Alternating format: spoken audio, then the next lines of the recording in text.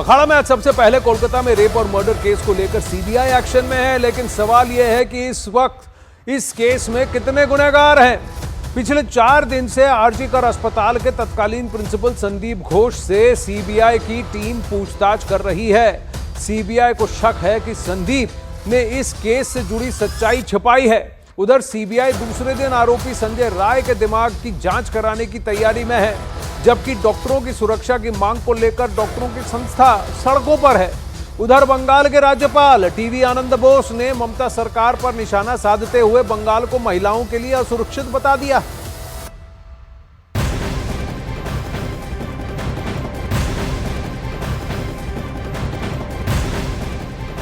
अब इसी आरजीकर अस्पताल के पहले पहलू की बात करते हैं, उसकी पड़ताल डिटेल में करते हैं। सीबीआई की टीम सच पता लगाने के लिए हर पहलू की जांच में जुटी है।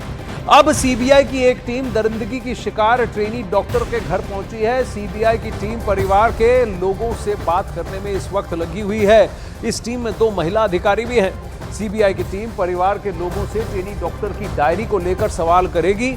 ट्रेनी डॉक्टर एक डायरी मेंटेन करती थी और उसकी फटी हुई डायरी पुलिस को मिली थी। आनंद तिवारी इस वक्त हमारे साथ कोलकाता से जुड़ रहे हैं। आनंद, सीबीआई किस बात की पड़ताल कर रही है और ये डायरी फटी हुई क्यों है?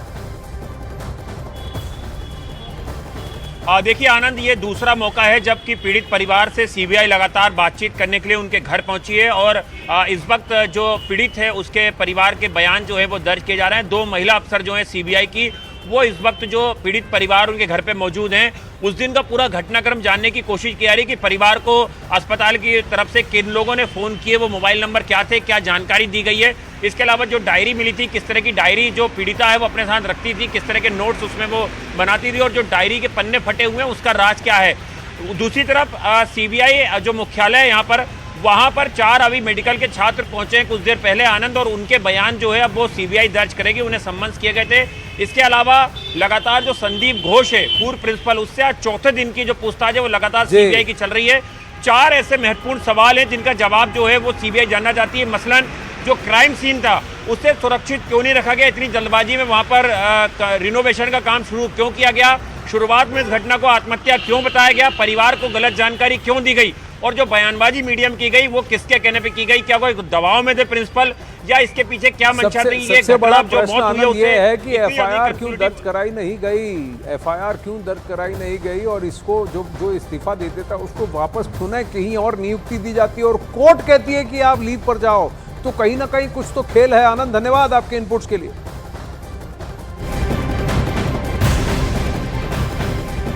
अब वहीं कोलकाता केस में अभी आनंद तिवारी भी इसकी बात कर रहे थे। ये 2 पहलू हैं, संदीप घोष और संजय राय। अब आरजीकर अस्पताल के तत्कालीन प्रिंसिपल संदीप घोष पर सीबीआई ने शिकंजा कसना शुरू कर दिया है। सीबीआई आज चौथे दिन संदीप घोष से पूछताछ कर रही है।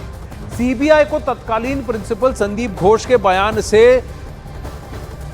शक है सीबीआई को कि पूर्व प्रिंसिपल ने मामले को छिपाने की कोशिश की है। कल भी सीबीआई ने उससे करीब 13 घंटे पूछताछ की थी।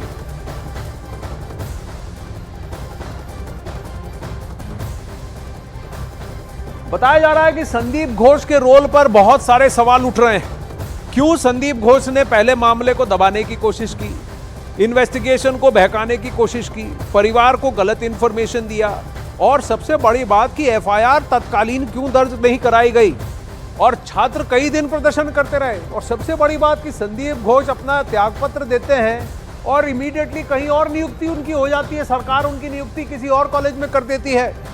कलकत्ता हाईकोर्ट इसका संज्ञान लेता है और फिर टीका टिप्पणी करने के बाद कहता है नहीं नहीं आप छुट्टी पे जाइए, आप कहीं काम नहीं करे, बाहर नहीं संभालेंगे। वहीं कोलकाता रेप और मर्डर केस में आरजीकर अस्पताल के तत्कालीन प्रिंसिपल संदीप घोष भी सवालों के घेरे में है और यही वजह है कि सीबीआई लगातार उससे पूछताछ कर रही है। अब आपको यह बताते हैं कि सीबीआई के वो सवाल कौन से हैं जिसके जरिए जांच टीम तत्कालीन प्रिंसिपल संदीप घोष से सच उगलवाना चाहती है। आखिर इतनी जल्दबाजी किस बात की थी? पहला सवाल यही है कि ट्रेनी डॉक्टर की हत्या को आत्महत्या बता दिया। दूसरी बात, मृतक डॉक्टर के परिवार को जो जानकारी दी गई थी वो बिना फैक्ट के क्यों दी गई और किसके कहने पर दी गई? आप खुद एक डॉक्टर हैं और क्या आपको नहीं लगा कि क्राइम सीन को सुरक्षित रखा जाए? एविडेंस डिस्ट्रक्शन से बचा दिया जाए। अस्पताल में किसके कहने पर रेनोवेशन कराया गया, तोड़फोड़ क्यों करवाई आपने? क्राइम सीन पर सबूतों की छेड़छाड़ हो सकती है, यह आपको अच्छे से पता था, और फिर जांच पूरी होने तक सबूतों को सुरक्षित क्यों नहीं रखा गया? कहीं ना कहीं डिस्ट्रक्शन ऑफ एविडेंस का प्रश्न उठता है कि क्या आप भी इसमें संदिग्ध थे? अब वहीं कोलकाता में डॉक्टर के रेप और मर्डर केस में आरोपी संजय राय के दिमाग का आज भी टेस्ट हो सकता है। एक दिन पहले आरोपी संजय राय का साइकोलॉजिकल टेस्ट यानी कि दिमाग का टेस्ट किया गया था। इस टेस्ट के जरिए सीबीआई का मकसद ये जानना था कि आरोपी की मानसिक स्थिति कैसी है और इस वारदात में और कितने लोग शामिल हैं, ये भी उन्हें पता लगाना है। सीबीआई की सीएफएसएल टीम ये टेस्ट कर रही है, जिसमें 5 डॉक्टर शामिल हैं। संजय राय कुछ ऐसी बातें जानते हैं जिसका वो अभी तक जिक्र नहीं कर रहे। क्या प्रश्न जब कर रहे हैं इंटरोगेशन के दौरान, वो सीबीआई को भटकाने की कोशिश कर रहे हैं?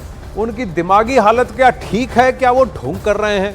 और कौन कौन थे? क्या घटा उस रात उस महिला डॉक्टर के साथ? और ये आरोपी कितना उसके हाथ गंदे हैं, उसके हाथ लाल हैं, खून से रंगे हैं, और इसके साथ क्या और भी लोग हैं?